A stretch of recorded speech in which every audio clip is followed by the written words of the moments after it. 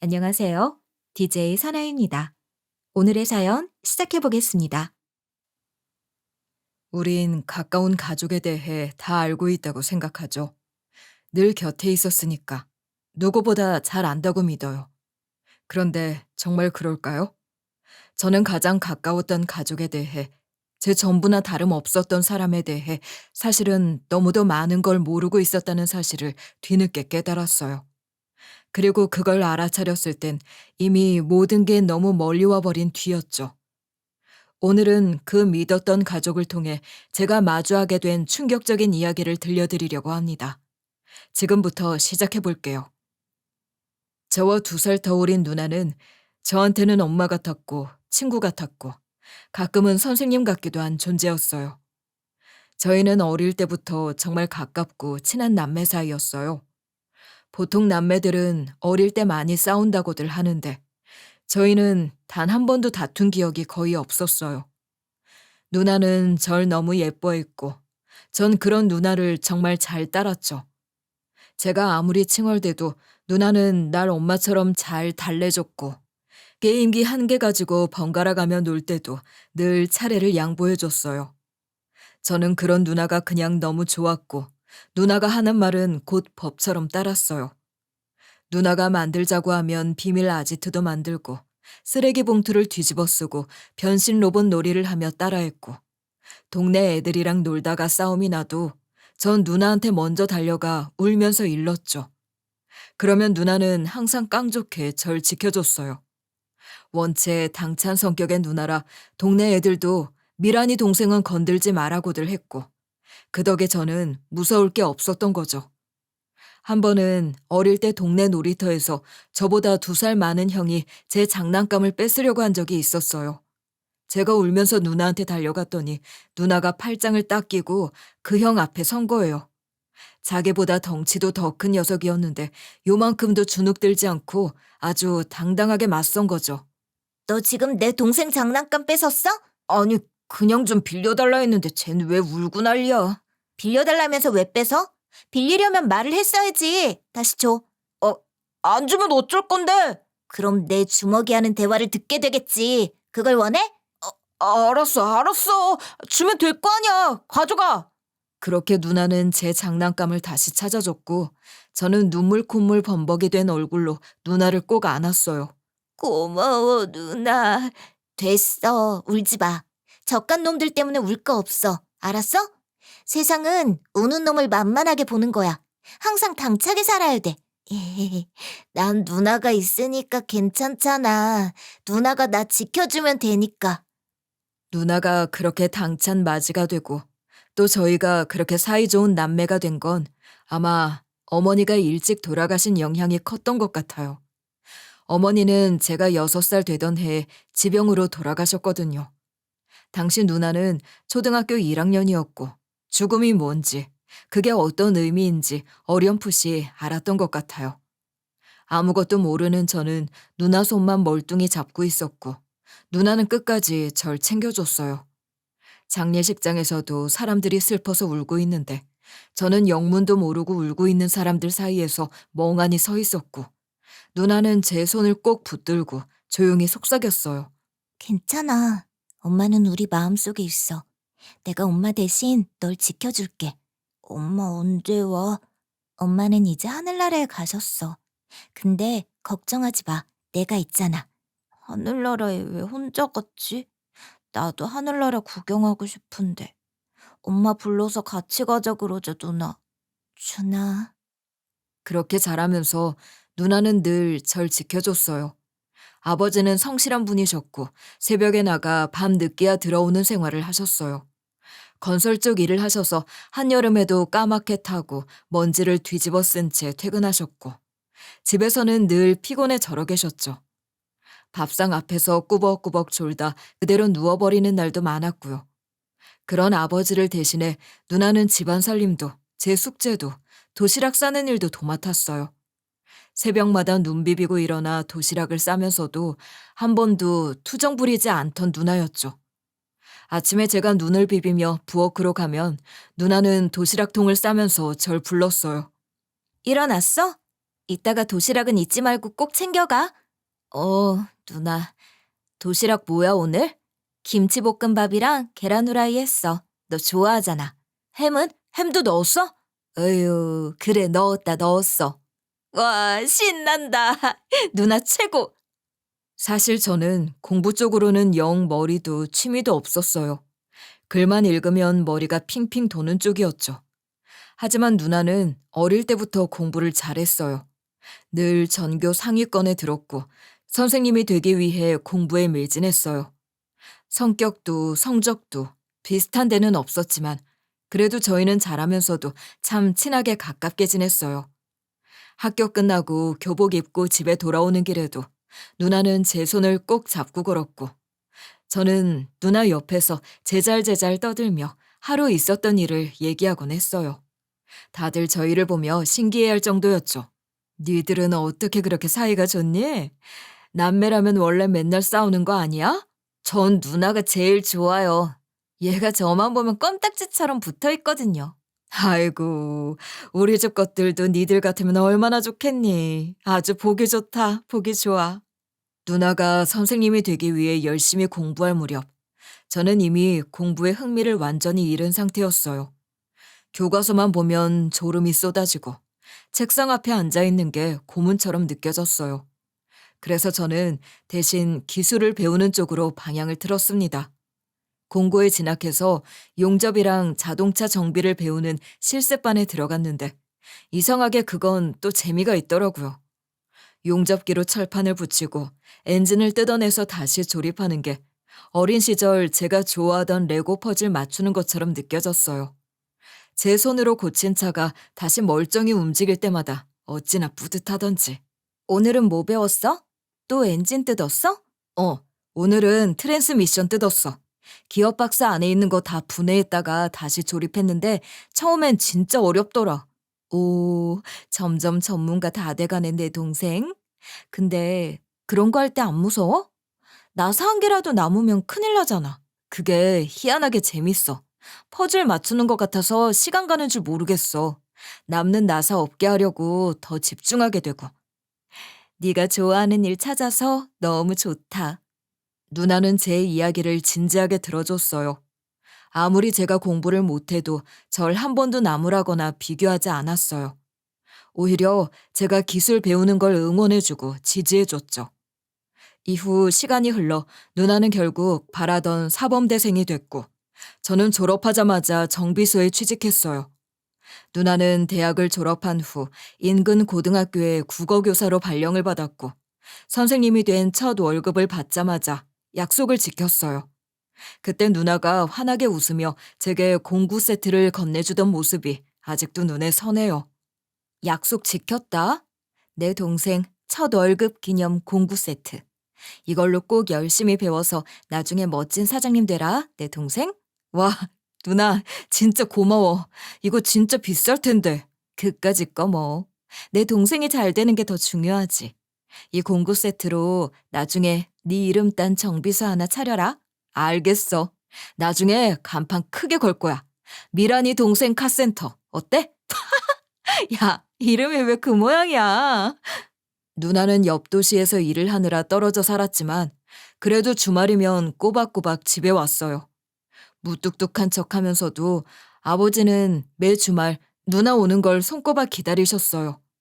주말마다 새 식구가 모여 밥도 먹고 이런저런 이야기도 나눴고 그 시간이 참 행복했어요.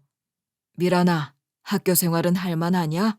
네, 애들이 말도 잘 듣고 선생님 하니까 뿌듯해요. 누나는 원래 선생님 체질이지. 나 어릴 때도 항상 공부 봐주고 그랬잖아. 얘가 또 괜히 추억 소환하네. 네 숙제 봐주느라 내가 얼마나 고생했는데. 그래도 둘이 서로 잘 챙겨줘서 이 애비는 늘 든든하다. 그렇게 평화롭고 단란한 시간이 이어졌어요. 하지만 그런 시간도 오래가지 않았어요. 어느 날 아버지께서 갑자기 쓰러지신 겁니다. 아무런 전조도 없이 그냥 어느 날 갑자기였어요. 병원에서도 손 쓸 수 없는 상태라고 하더군요. 의사가 차분한 목소리로 설명했지만 저의 귀엔 아무 말도 안 들렸어요. 최선을 다하겠지만 상황이 좋지 않습니다. 마음의 준비를 하시는 게 좋을 것 같습니다. 아버지, 아버지. 결국 아버지는 돌아가셨어요. 그렇게 이 세상엔 완전히 누나와 저 둘만 남게 됐죠. 아버지를 떠나보내는 장례식장에서 저는 어릴 때처럼 다시 한번 누나의 손을 꼭 잡았어요. 차가운 겨울바람 속에서 누나의 손만큼은 따뜻했어요. 누나, 이제 우리 둘밖에 없어. 정말 우리 둘이야. 걱정 마. 누나가 있잖아. 어? 무서워하지 마, 내 동생. 누나의 그 한마디가 얼마나 큰 위로가 됐는지 몰라요. 누나마저 없었다면 저는 버티지 못했을 거예요. 어릴 때부터 저는 누나가 잡아준 그 손에 이끌려 살아왔으니까요. 다 큰 척했지만 사실 제가 아직 어리고 두려움도 많은 놈인 걸 누나만은 알았죠. 그날 이후 저희 남매는 서로 더 단단히 의지하며 살아가기로 했어요. 누나는 여전히 든든한 제 누나였고 저는 그런 누나가 있어서 감사했고요. 그러던 어느 날이었습니다. 누나가 제게 소개할 사람이 있다며 결혼 얘기를 꺼냈어요. 저는 그때까지 누나가 그렇게 진지하게 연애를 하고 있는 줄은 몰랐어서 좀 어안이 벙벙하더라고요. 누나가 워낙 바쁜 사람이라 누군가를 만난다는 얘기도 못 들었는데 갑자기 결혼 얘기라니 당황스럽지 않을 수 없었어요. 저도 모르게 물어봤어요. 누나, 언제 그렇게 진지하게 만났던 거야? 나한테 그런 말 안 했잖아. 오래되진 않았어. 근데 이상하게 이 사람은 그냥 믿음이 가더라. 처음으로 나한테 확신을 준 사람이야. 확신? 응. 말도 잘 통하고 나 챙겨주는 것도 자연스럽고 무엇보다 마음이 편해. 말로 설명하기 어렵지만 그냥 느낌이 그래. 어떤 사람인데? 누나는 사람을 너무 잘 믿잖아. 그게 문제고. 정말 괜찮은 남자 맞아?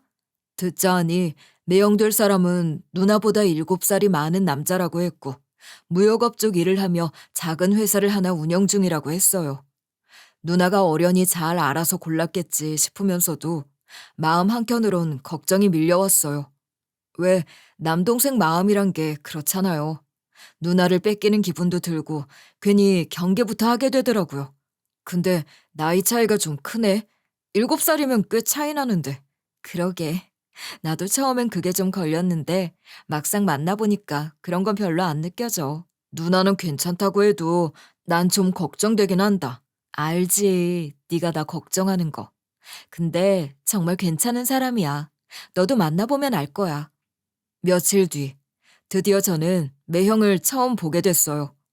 그날은 저도 나름대로 옷을 좀 깔끔하게 차려입고 나갔어요. 평소에 기름 냄새 나는 점퍼만 입고 다니다가 그날은 새로 산 정장 재킷까지 꺼내 입었죠. 매형 될 사람이니까 아무래도 첫인상이라는 게 중요하잖아요.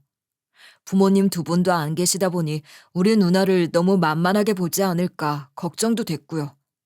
식당 문을 열고 들어가자 누나가 먼저 손을 흔들었고 그 옆에 매형이 앉아 있었어요. 한눈에 보기에 약간 쾌남 스타일의 남자였죠. 얼굴이 특별히 잘생긴 건 아니었지만 키가 훤칠하고 몸도 다부지고 성격도 시원시원해 보였어요. 얘기를 하다 보니 대화를 이끌 줄 알고 유머도 적절히 섞으며 사람 편하게 만들어주는 타입이더라고요. 정비소에서 일하신다고 들었어요. 기계 다루는 거 쉽지 않죠? 네, 쉽진 않은데 재미는 있어요. 엔진 뜯고 조립하고 그런 거 퍼즐 맞추는 것 같아서요. 오, 퍼즐이라. 멋진 비유네요. 그 집중력 있으면 사업해도 성공하시겠는데요? 언젠가 정비소 차리실 생각이시라고요? 아직은 멀었죠. 지금은 배우는 중이에요. 식사 내내 매형이 누나를 바라보는 눈빛은 다정했고 누나도 행복해 보였어요. 둘이 자연스럽게 손을 잡기도 하고 서로를 챙기는 모습이 어색하지 않았어요. 솔직히 별로인 점이 하나라도 있으면 무조건 반대해야지 하는 마음까지 품고 나간 자리였는데 막상 만나보니 꽤 괜찮은 사람 같았어요. 누나가 왜 마음 줬는지 알 것 같더라고요. 그리고 얼마 뒤 누나는 결혼 준비 이야기를 꺼냈어요. 결혼식은 소박하게 할 거야. 웨딩홀 예약했고 친구들이랑 학생들도 축하해주기로 했어. 벌써 준비 다 했어? 누나 진짜 빠르다. 결혼은 타이밍이래잖아. 질질 끌면 괜히 서로 피곤해진대. 그렇게 누나의 결혼은 빠르게 진행됐어요. 평범한 웨딩홀에서 평범한 결혼식을 치렀어요. 누나가 담임을 맡은 반 학생들이 축가와 축사까지 해주면서 분위기는 훈훈했어요. 웨딩드레스를 입은 누나는 정말 예뻤어요. 드레스 속에서 미소 짓고 있는 누나를 보는데 괜히 울컥하더라고요. 누나, 진짜 예뻤다. 오늘 완전 주인공이었어. 내 동생도 맨날 기름때 묻은 잠바만 입다가 이렇게 말끔하게 입으니까 좀 멋지다? 근데 너 표정이 왜 그래? 나 뭔가 이상해. 섭섭하기도 하고, 슬프기도 하고, 서럽기도 하고. 꼭 누나를 뺏기는 기분이랄까? 바보야. 내가 어디 가는 것도 아닌데? 우리 여전히 남매야. 주말마다 밥 먹고 수다 떨러 올 거야. 진짜지? 진짜라니까? 아버지 계셨으면 오늘 얼마나 좋아하셨을까? 음, 아버지도 하늘에서 보고 계실 거야. 결혼식 이후로도 누나는 약속을 지켰어요. 결혼하고 몇 주 동안은 연락도 자주 왔고, 가끔은 제가 일하는 정비소에 들르기도 했어요. 매형도 한두 번 같이 왔고요. 정비소가 이렇게 생겼구나. 가까이서 본 건 처음이네. 구경해봐도 돼? 구경할 것도 없어요. 그냥 기름 냄새랑 땀 냄새 나는 것이죠, 뭐. 그래도 이렇게 복잡한 기계 만지는 거 보면 대단하다 싶어. 난 이런 쪽은 문외한이라. 이거 내가 사준 공구 세트 아직도 잘 쓰네? 그럼 누나가 사준 건데 당연히 아껴 쓰지. 이게 내 첫 공구잖아. 이렇게 열심히 일하는 모습 보니까 뿌듯하다. 잘하고 있어, 우리 동생. 나중에 사업 크게 하면 투자해 줄 테니까 언제든 말해. 내가 처남 앞날은 책임져야지. 하하, 그럴 날이 올까요? 하지만 시간이 조금씩 흐르면서 누나 쪽에서 연락이 점점 뜸해지기 시작했어요. 전에는 거의 매일 안부를 묻거나 전화가 오고, 주말이면 정비소에 들르기도 하던 누나였는데, 슬슬 그 빈도가 줄어들더니 어느 순간부터는 문자를 보내면 답이 오긴 했지만 짧고 건조했어요. 통화를 시도하면 지금은 좀 곤란해. 나중에 다시 전화할게. 하고 금세 끊는 일들이 반복됐고요. 누나, 요즘 바쁜가 보네? 얼굴도 통 못 보고 전화도 자꾸 짧고. 아, 미안. 요즘 좀 정신없어. 나중에 여유되면 내가 전화할게. 그래, 알았어. 근데 건강은 잘 챙기고 있지? 그럼, 걱정 마. 나 괜찮아. 성준아, 내가 나중에 다시 연락할게. 지금은 좀 바빠서.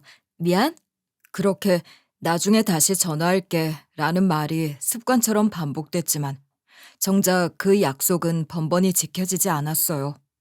처음엔 그러려니 했지만 시간이 지날수록 저도 슬슬 눈치를 챘어요. 아, 내가 너무 눈치가 없었구나.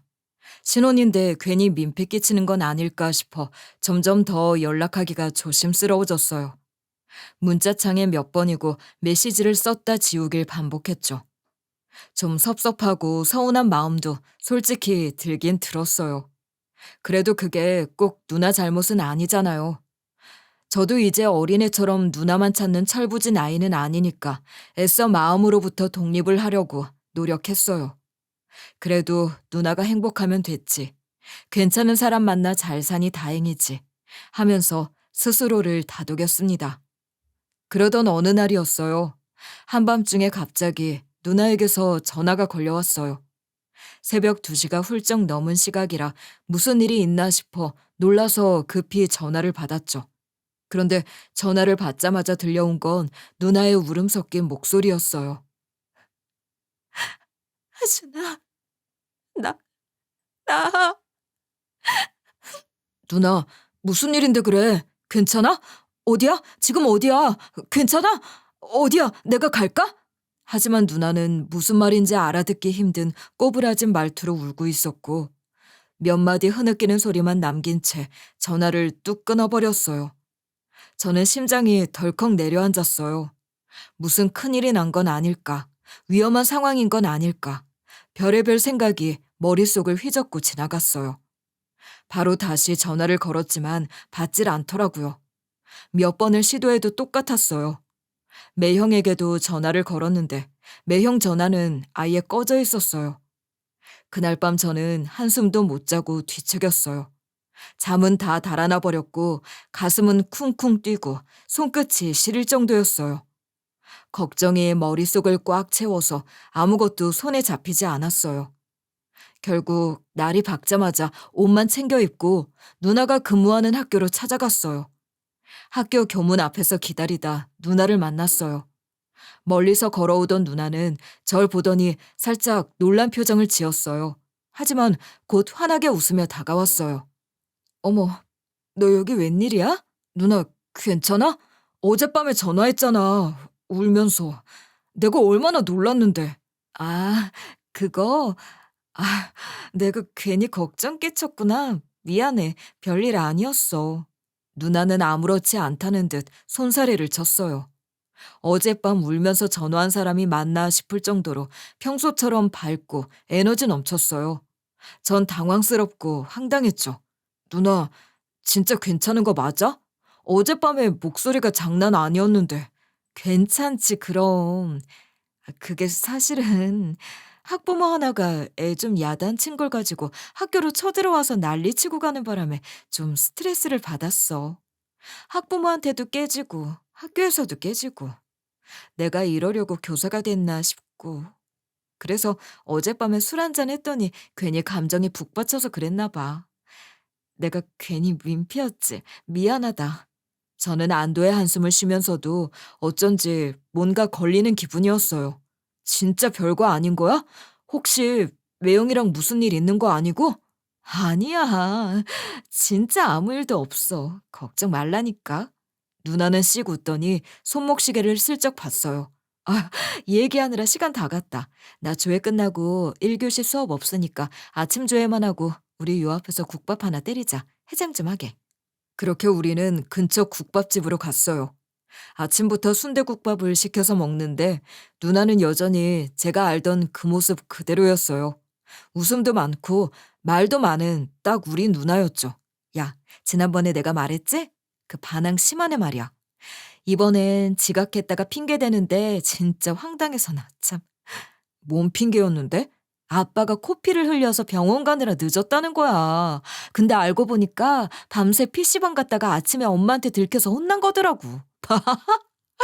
요즘 애들 핑계도 수준이 높다. 예전에 난 지각하면 그냥 시계 고장났다고 했는데. 으이그. 누나, 혹시 또 누나 괴롭히고 그런 인간이 있으면 나한테 말해. 내가 쫓아가서 타이어 펑크 제대로 내줄게. 야, 네가 진짜 그럴까 봐 무섭다니까. 경찰서 끌려가고 싶어? 우리 때야 선생이 왕이고 학생이 기라면 기는 거였지만 요즘 나날이 갈수록 교권이 많이 떨어진다고 하잖아. 교사들 권위도 예전 같지 않다는데 누나는 괜찮아? 너 골목대장 네 누나 모르냐? 누나 절대 그렇게 나약하지 않아. 하긴 누나한테 잡혀 살 그놈들이 더 걱정이긴 하다. 누나가 그렇게 씩씩하게 웃는 걸 보니 저도 한시름 놓였어요. 국밥을 다 먹고 나오는 길에도 누나는 절 토닥이며 말했어요. 나 잘 살고 있으니까 넌 네 일 열심히 해. 누나 걱정은 접어두고. 그래도 혹시 힘든 일 있으면 말은 해. 언제든. 그날 그렇게 누나와 오랜만에 속 깊은 이야기도 나누고 나니 마음이 조금은 놓였어요. 그 일이 있은 후 한 몇 달이 지난 어느 날 저녁, 일을 마치고 가게 뒷정리를 하고 있었어요. 바닥에 떨어진 공구를 정리하고 기름 묻은 천을 접어두는데 누나에게서 오랜만에 전화가 걸려왔어요. 핸드폰 화면에 뜬 누나라는 이름을 보는 순간 반가운 마음이 먼저 들었죠. 통 연락이 뜸했으니까요. 전화를 받자마자 들려오는 누나 목소리는 뭔가 평소보다 훨씬 조심스러웠고 숨을 가쁘게 고르는 듯한 느낌도 있었어요. 잠깐 통화 괜찮아? 당연하지. 웬일이야? 오랜만이다, 누나. 어, 그게 준아, 사실 너한테 할 얘기가 있어서. 저는 뭔가 심상치 않음을 직감했어요. 평소에 이렇게 머뭇거리며 말하는 누나가 아니거든요. 무슨 일이야? 왜 그래? 무슨 일 생긴 거야? 준아, 실은 누나 이민 가게 됐어. 그 말에 저는 순간 말을 잃었어요. 이민? 이게 무슨 황당한 소린가 싶었어요. 뭐? 이민? 갑자기 무슨 소리야? 갑자기 뜬금없이 무슨 이민이야? 너희 매형 일이 좀 커졌어. 필리핀 쪽으로 사업 확장을 해야 한다네. 필리핀으로 가게 됐는데 이 사람만 보내기가 그래서 나도 같이 가기로 했어. 한 2년 정도만. 저는 멍해졌어요. 누나는 교사였고 학생들을 정말 아꼈고 수업도 학교 생활도 늘 즐겁게 하는 사람이었어요. 그런 누나가 그것도 갑자기 교단을 떠나 남편 따라 훌쩍 외국으로 가겠다고 하니 어안이 벙벙할 수밖에 없었죠. 아니, 누나, 그건 너무 갑작스럽잖아. 매형 일도 중요하지만 누나 꿈은 교사 그만두는 거야? 그렇게까지 심각하게 생각하지 마. 휴직하고 가는 거니까. 교사 일이 좋은 게 뭐니? 나 언제든 다시 돌아와서 일할 수 있어. 그래도 그동안 그렇게 학생들이랑 잘 지내고 있었잖아. 누나 그 일 좋아했잖아. 굳이 남편 따라 다 버리고 간다는 게 난 이해가 안 돼. 매형만 보내고 누나는 그냥 여기 있으면 안 돼? 매형이 굳이 그렇게 누나를 끌고 가야겠대? 그런 거 아니야. 내가 가겠다고 한 거야. 사실 그동안 너무 바쁘게만 살았던 것 같아. 너한테 일일이 다 말할 순 없지만 학교 일이 마냥 즐겁기만 한 것도 아니고 나 솔직히 많이 힘들어. 그래서 이번 기회에 좀 쉬어가고 싶기도 하고 그래서 그래. 그러니까 너무 걱정하지 마. 2년 금방 갈 거야. 누나는 이미 마음을 굳힌 듯 했어요. 그 목소리에는 망설임보다는 정리된 결심이 느껴졌어요. 그래서 저는 더 말릴 수가 없었어요. 괜히 더 붙잡다가 누나 마음만 불편하게 만들까봐 결국은 알겠다고 고개를 끄덕일 수밖에 없었죠. 그래, 누나가 그렇게까지 생각했다면 뭐라 하겠어. 그래도 가서 조심하고 건강 잘 챙기고 가끔 소식도 좀 보내고. 고마워, 준아. 누나 잘 지낼게. 그리고 가끔 사진도 보내고 메일도 할게. 그렇게 결국 누나는 이민을 떠났어요. 필리핀으로 가는 비행기를 탄다는 누나의 마지막 인사는 톡으로 짧게 도착했어요. 저는 그 메시지를 보며 한참 동안 핸드폰을 들고만 있었어요. 그 뒤로는 거의 연락을 못하고 지냈어요. 가끔 톡을 주고받았지만 인터넷이 잘 안 된다며 가끔씩만 답장이 왔고 누나는 2년 사이 한 번도 한국에 들어오지 않았어요. 저희는 이따금 톡 정도만 주고받는 게 다였어요. 누나는 필리핀 사진을 보내주며 잘 지내고 있다고 했고 저는 제 근황을 전하면서 독립해서 정비소를 차릴 준비를 한다는 얘기를 들려줬어요. 해변가 리조트에서 매형과 함께 찍은 모습이 담겨있는 사진을 보는데 행복해 보이는 누나 모습에 마음이 놓이면서도 한편으로는 어쩐지 허전했어요. 그전에는 누나가 멀리 있어도 주말마다 얼굴 보고 전화도 수시로 하고 밥 한 끼라도 같이 먹을 수 있었는데 이제는 화면으로만 보는 사이가 되어버렸다는 게 참 쓸쓸하더라고요. 그래서 그 사이 저는 제 일에 집중했어요. 기존에 다니던 정비소에서 독립할 준비를 본격적으로 시작했어요. 기술 배운 것도 어느덧 10년이 되어가고 있었고 단골 손님도 많이 생겼어요. 공구 세트 하나로 시작했던 이 일도 이제는 제 이름 걸고 가게를 낼 수 있을 만큼 성장했고요. 어느 날 누나한테 메일을 보내면서 이렇게 적었어요. 누나, 나 드디어 독립한다. 다음 달에 내 간판 단다. 가게 이름은 아직 고민 중인데 아무래도 누나 이름은 안 넣을 거야. 너무 촌스러우니까. 그렇게 시간은 흘러 2년이란 시간이 빠르게 지나갔습니다. 누나도 저도 각자의 자리에서 바쁘게 살면서 서로의 근황을 띄엄띄엄 전하며 지냈어요. 필리핀 사진 속에서 누나는 여전히 밝게 웃고 있었고 저는 정비소 독립을 앞두고 더 분주해졌어요. 매일매일 기름 묻은 손으로 엔진을 만지며 공구함을 닦으며 가끔씩 누나 사진을 힐끔 보며 그렇게 하루하루를 보내고 있었죠. 저는 정비소 겸 타이어 가게를 하나 차려 운영하고 있었어요. 처음 가게 간판을 걸 때만 해도 온 몸이 떨렸는데 이제는 제법 손님도 단골도 붙고 조금씩 자리가 잡혀가는 느낌이었죠. 매일같이 새벽부터 저녁까지 기름에 찌든 손으로 차 밑을 기어다니고 무거운 타이어를 들고 나르고 오일 냄새 맡으며 하루를 보내다 보면 시간이 어떻게 가는지도 모를 정도였어요. 그러던 어느 날이었습니다. 저녁 마감하고 가게 문을 닫으려는데 누나에게서 메일이 도착했어요. 정말 오랜만에 보는 누나의 메일이라 괜히 심장이 두근거리더라고요.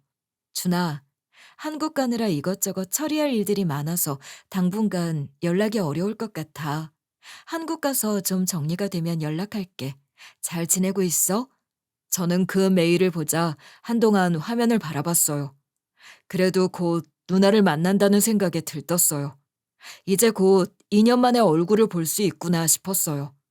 괜히 혼자 입꼬리가 올라가고 가게 뒷정리를 하면서도 콧노래가 절로 나왔어요. 그런데 이상하게 그 후로도 한동안 누나에게서 연락이 오지 않았어요. 하루, 이틀, 일주일, 그렇게 한 달.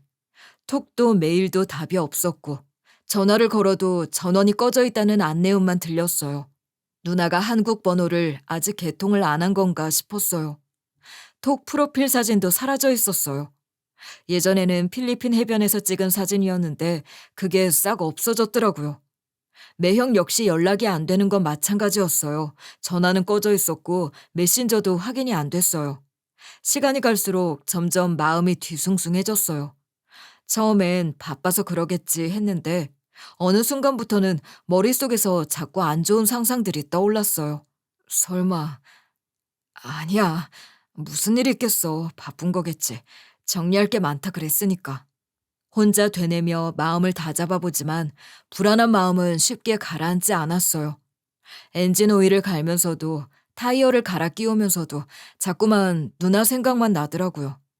스패너를 들고도 멍하니 누나 얼굴이 떠오르고 커피를 마시다가도 괜히 휴대폰 알림을 확인하고 그러다 아무 알림도 없는 화면을 보면 마음이 또 철렁 내려앉았어요.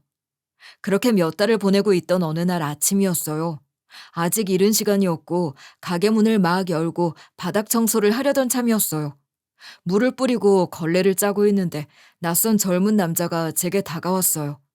남자는 살짝 주춤주춤하면서 저를 향해 꾸벅 인사를 했어요.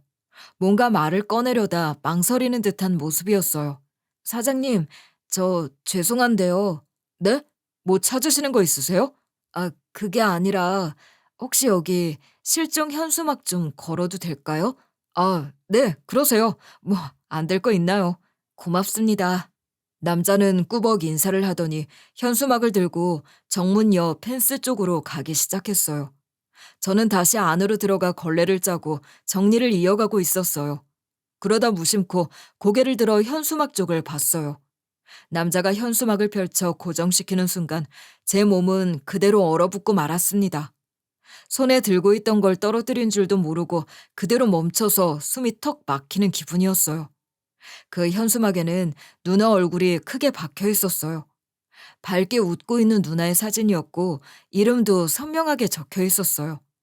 한 글자 한 글자 누나의 이름이 정확히 적혀 있었다고요.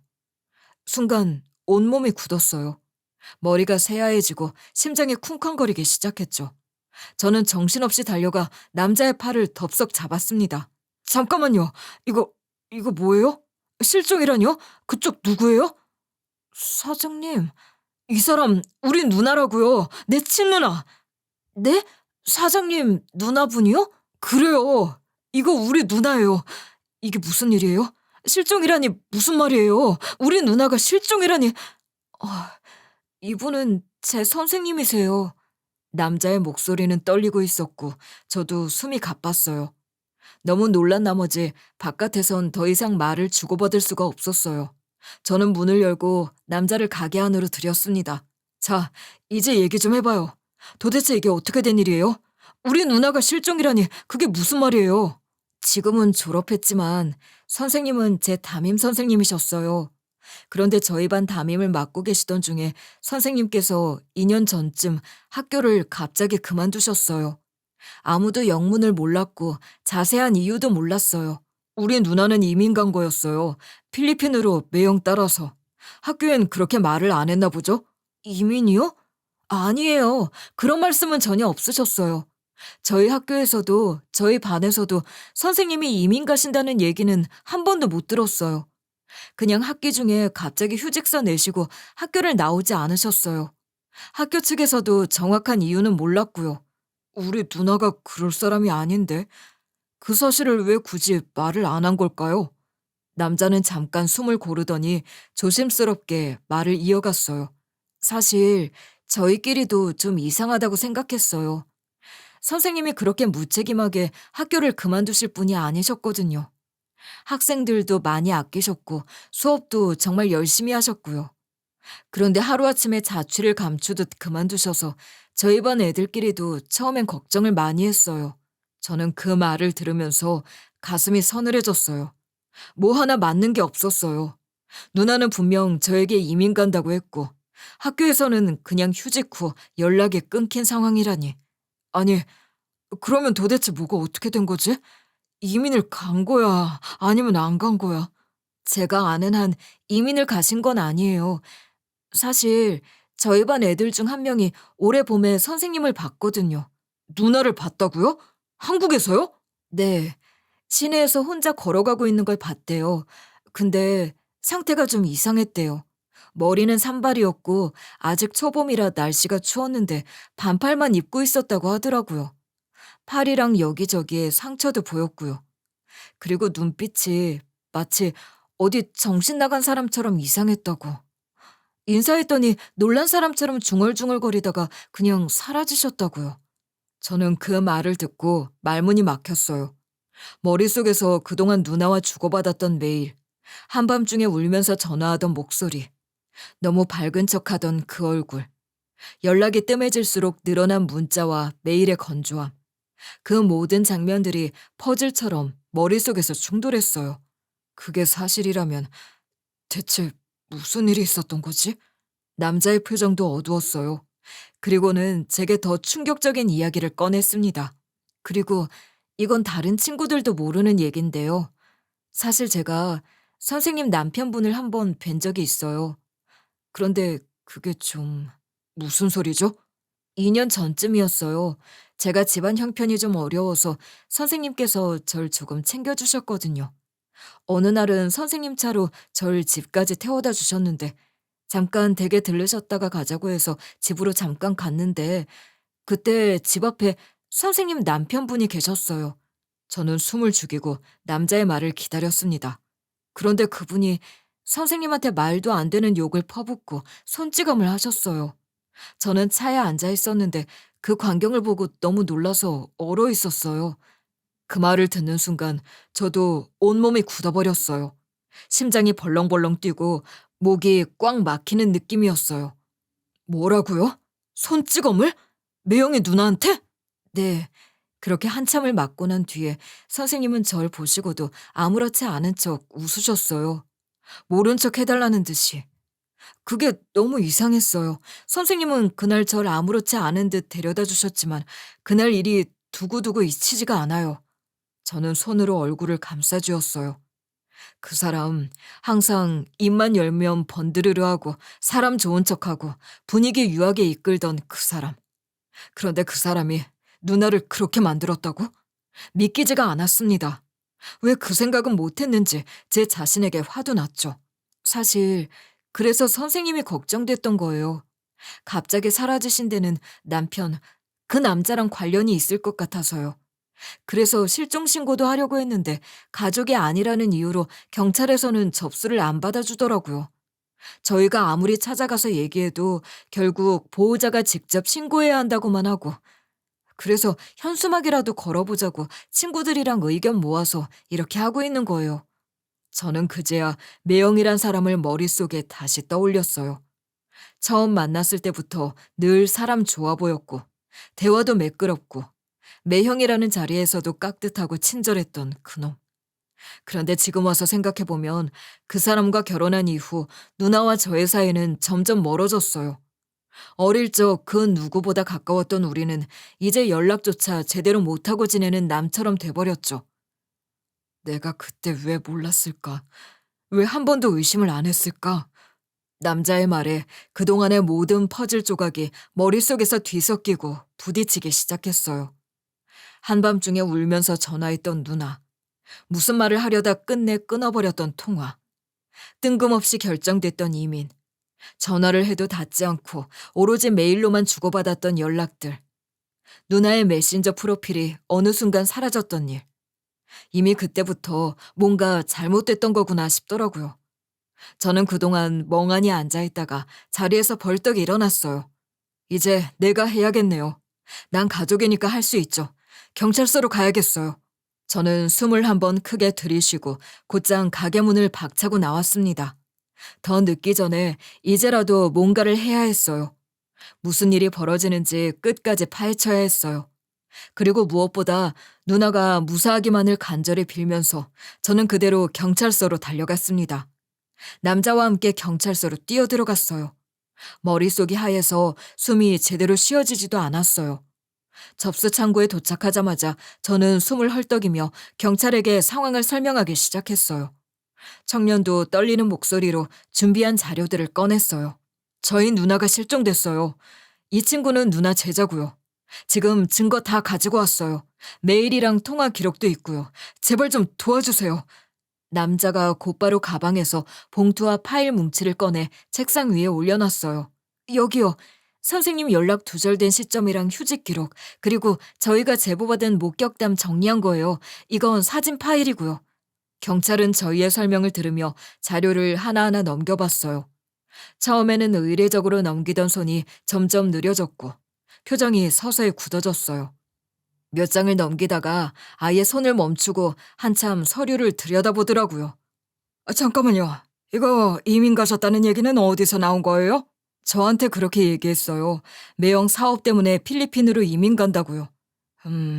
알겠습니다. 우선 출입국 기록부터 확인해 볼게요. 경찰이 바로 옆 컴퓨터에 접속해 출입국 시스템을 조회하기 시작했어요. 저는 무슨 결과가 나올지 몰라 숨을 죽이고 모니터를 바라봤어요. 몇 초 뒤, 경찰이 키보드 위에서 손을 떼더니 절 빤히 쳐다봤어요. 출국 기록은 없습니다. 네? 출국은커녕 공항 이용 기록도 없어요. 필리핀으로 출국한 사실 자체가 없어요. 그러니까 이민 얘기 자체가 아예 거짓이었던 거예요. 누나는 한국에 있었어요. 단 한 번도 떠난 적이 없었던 거죠. 그럼 도대체 어디 있는 거야, 누나? 경찰은 곧장 상부에 보고를 넣었고 사건은 실종으로 전환돼 수사가 시작됐어요. 저희는 참고인 조사를 받으며 그동안 있었던 모든 일들을 세세하게 털어놨어요. 경찰이 질문을 이어갔어요. 최근에 연락 주고받은 건 이 메일이 마지막 맞습니까? 네. 그 이후로 연락이 완전히 끊겼어요. 전화도 안 되고요. 매형도 연락이 안 되고요. 실종자 남편분 신상은 어떻게 됩니까? 이름이랑 사업체 정보는 아는데 지금은 회사도 닫혀 있고요. 해외 사업한다고만 들었는데 사실 뭘 하는지도 정확히는 몰라요. 알겠습니다. 차량 번호는 혹시 아십니까? 번호판은 기억 못해도 차종은 알아요. 회색 SUV예요. 벤틀리 벤테이가. 알겠습니다. 차량 조회도 바로 돌리겠습니다. 그렇게 조사는 이어졌고 경찰은 바로 수사에 착수했어요. 저도 가만히 있을 수 없었어요. 남자와 함께 누나를 찾기 시작했습니다. 고맙게도 누나의 제자인 청년이 친구들을 모았어요. 누나의 옛 제자들이 직접 팔을 걷어붙이고 움직였죠. 현수막을 더 인쇄했고 학교가 있던 지역을 중심으로 수십 개의 현수막을 거리 곳곳에 내걸었어요. 이렇게까지 도와줘서 정말 고맙습니다. 아니요, 당연한 일이죠. 선생님이 저희한테 얼마나 잘해주셨는데요. 학생들은 SNS 계정으로도 누나 실종 사실을 퍼뜨렸어요. 그 게시물은 빠르게 확산됐고 전국 곳곳에서 제보가 들어오기 시작했어요. 그중 결정적인 제보 하나가 들어왔어요. 목격 제보가 들어왔습니다. 남편 차량이 확인됐어요. 시골 지역에서 움직임 포착됐습니다. 경찰은 매형의 차적을 조회하고 그 차량을 먼저 찾아냈어요. 차량은 지방 외곽으로 내려가 있었고 경찰은 은밀히 미행을 시작했어요.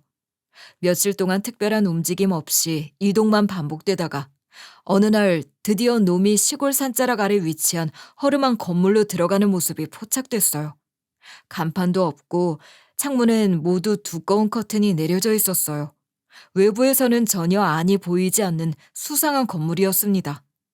경찰은 신속하게 수색영장을 발부받았고 곧바로 진입작전에 들어갔어요. 건물 안으로 진입한 경찰들이 무전으로 보고를 이어갔어요. 내부 진입 완료. 여성 6명 확보, 구속자 1명 확보. 그 안에는 총 6명의 여성들이 있었어요. 그리고 그 중엔 누나도 있었죠.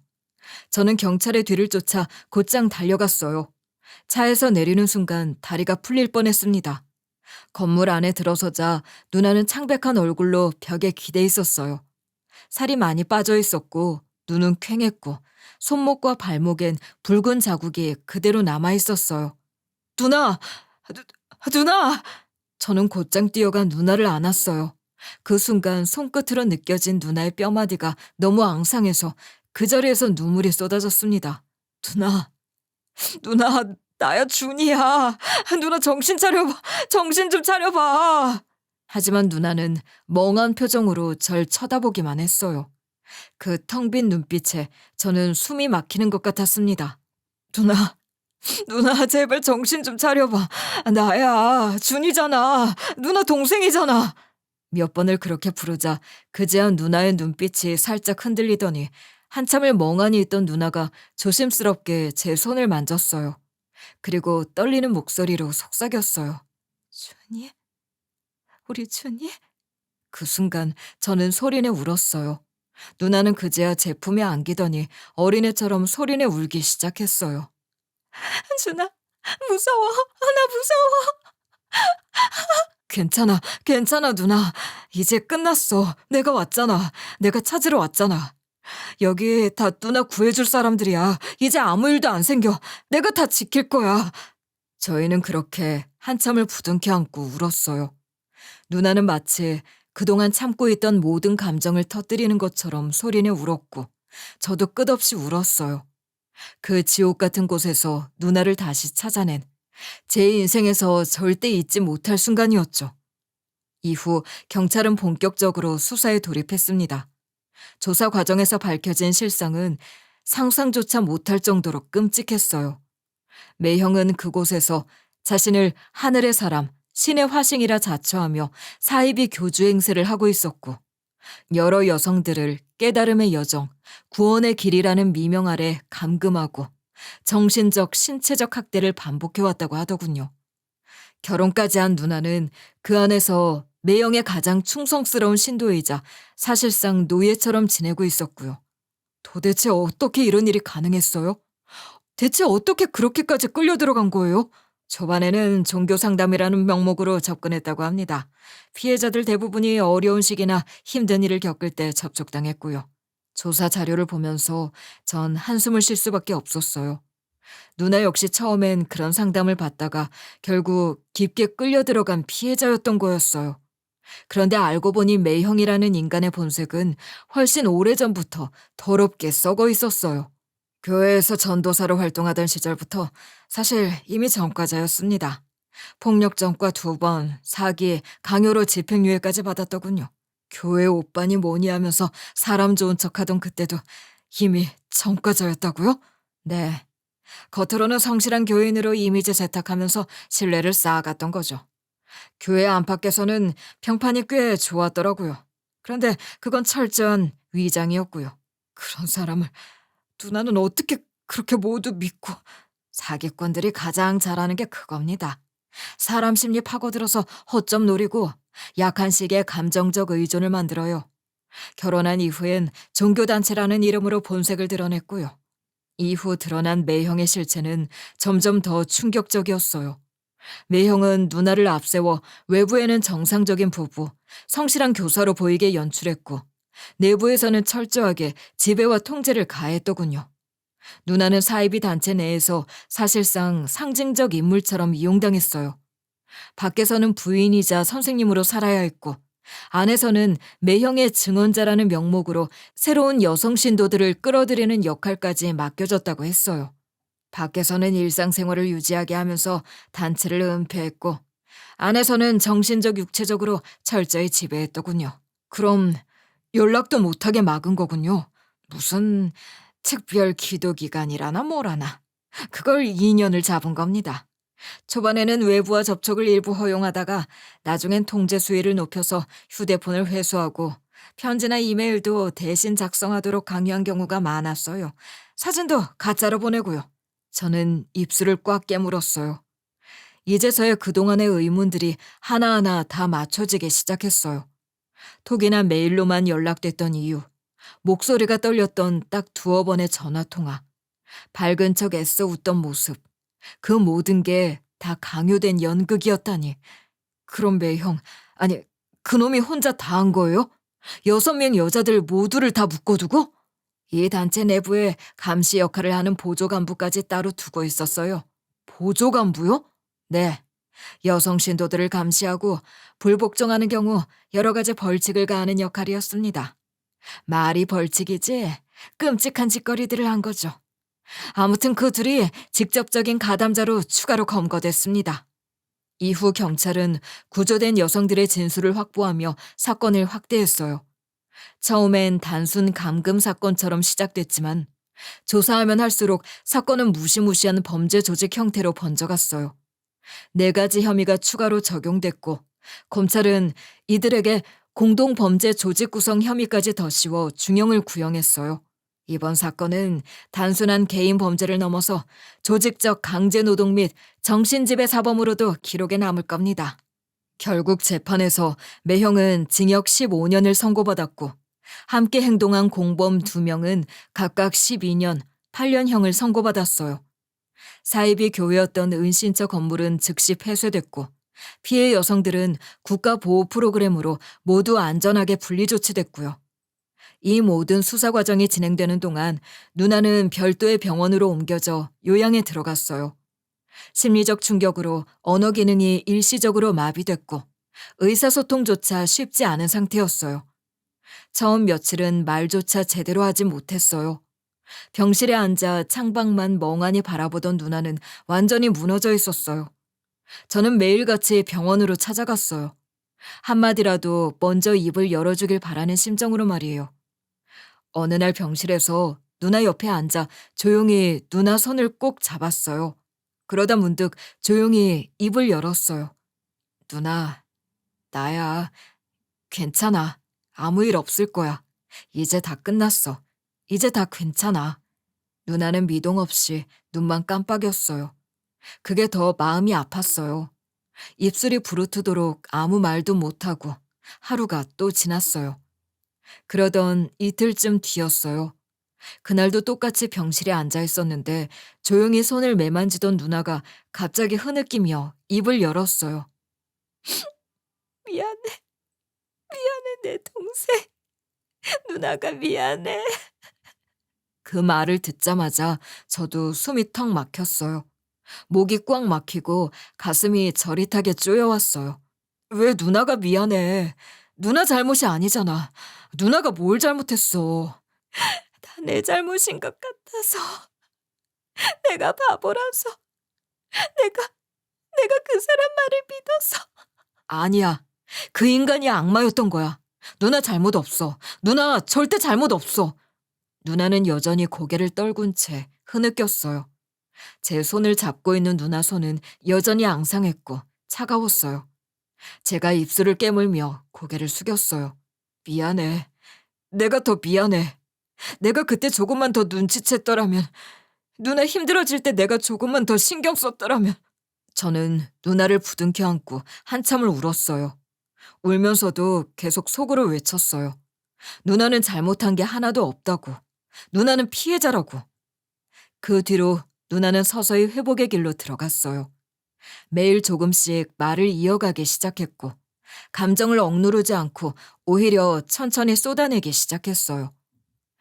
그 과정이 너무 아프고 힘들었지만 저는 곁에서 하루도 빠지지 않고 누나 손을 붙잡아줬어요. 그날 이후로 저는 절대 누나 손을 놓지 않았어요. 2번 다시 그런 지옥으로 돌아가지 않게 하기 위해서요. 누나에 대한 미안함과 죄책감으로 저는 매일같이 병원으로 향했어요. 누나가 기운도 찾고 정신도 되찾고 건강을 되찾은 상태로 퇴원하고 난 뒤에도 저는 누나와 함께 지내기로 했습니다. 누나를 혼자 두는 게 도저히 마음이 놓이지 않았거든요. 내가 이젠 너 밥 차려주는 재미로 산다, 준아. 누나 지금 요양 중이잖아. 힘든 거 하지 말라니까. 내가 하는 게 마음이 편해서 하는 거니까 넌 그냥 맛있게 먹어주면 돼. 그렇게 저희 둘은 서툴지만 단란한 일상을 만들어가기 시작했어요.